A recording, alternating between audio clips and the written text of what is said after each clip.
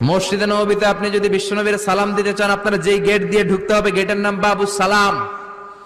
বাবুস সালাম দিয়ে যদি আপনি ঢুকেন, বিশ্বনবীর সালাম দিতে পারবেন। ওইটাই হলো মসজিদে নববীর প্রথম কাতার। লাইনে দাঁড়ালাম, ঢুকলাম।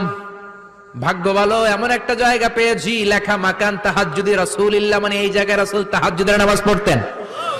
আল্লাহর শুকরিয়া আদায় করে 2 রাকাত সালাত পড়ে আবার প্রথম কাতারে ঢুকে গেলাম। এবার বিশ্বনবীর সালাম দেওয়ার পালা। হাঁটতে লাগলাম সবার সাথে। রাউদাতুম মিন রিয়াদিল জান্নার পরে ছোট্ট একটা জায়গা, এই জায়গায় সাইয়েদনা ঈসা আলাইহিস সালাম দুনিয়াতে আসার পরে, দাজ্জালকে হত্যা করার পরে 40 বছর দুনিয়াতে থাকার পর যখন ইন্তেকাল করবেন, বিশ্বনবীর বাম হাতের এই পাশের জায়গাটাতে ওনার সেখানে কবর দেয়া হবে। সুবহানাল্লাহ।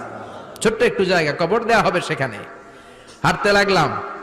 এরপরে বিশ্বনবীর কবর, লেখা মুহাম্মদ রাসূলুল্লাহ সাল্লাল্লাহু